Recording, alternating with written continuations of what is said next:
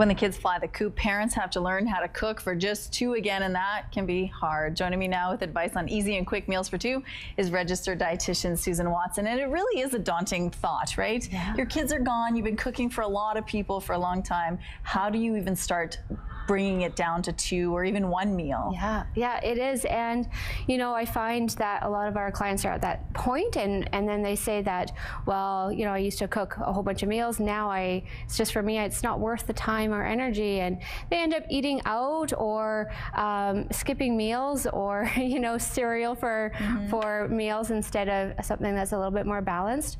So I think there could be a lot of actual advantages when the kids fly the coop, so to speak. And, you know, one of the things is you're going to have a lot more time on your hands. Think of right now yourself and myself with all the stuff we have to do to prepare meals for our kids. And, you know, you're able to cook what you want, when you want, and eat whenever you want. Again, like a luxury in my case, for sure. Yes, indeed, yeah. So yeah, there's lots, plus there's going to be a time saver as well as a money saver because there's not going to be as much food purchased as well. So lots of, you know, pros to kind of think about instead of being, you know, upset about it. Kids can also be picky eaters, so this is your chance to try something different and new, right? If you wanted to upgrade your eating to something healthy but afraid to bring kale home, you know, now's your opportunity. Kale and quinoa and some of those healthy foods that, you know, your kids might have refused. So it's easy to get started. All you need to do is keep simple things in mind, like what? Yeah, well, first of all, when it comes to meal prep, you can transition your large meal prep into something that's going to work for your lifestyle because there's no one way to meal prep and meal plan. So first of all, you want to downsize all of your recipes. If you're used to cooking large amounts of foods, you might want to look up new recipes.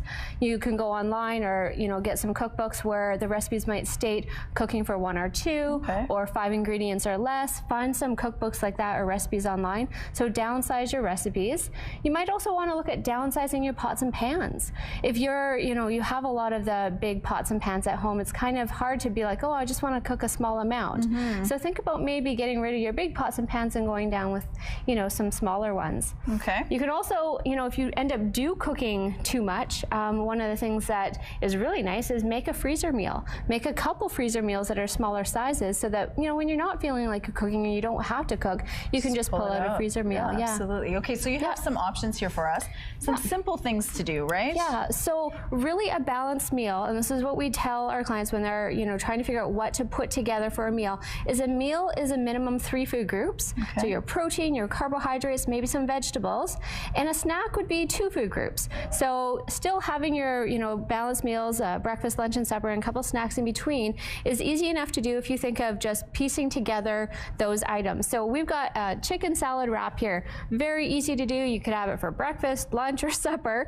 And it's just your chicken is your protein, you've got some vegetables, and the whole grain wrap is your carbohydrates. Okay, and this one quickly, this is just 2, or this is 3 groups really, carbs, protein, and vegetables again. Yeah, so again, something to tie you over between meals as a snack or as a meal. Like, there's nothing wrong with having cheese, crackers, and veggies as a meal, and I think we think that it has to be something big and fancy, but a lot of the times, I know some Friday nights, I'll just have a cheese and cracker platter with some veggies, That makes me happy too, just thinking about it. Well, thank you for that. So if the kids are gone, you don't have to despair. You can make something yummy just for 2, or even just for 1.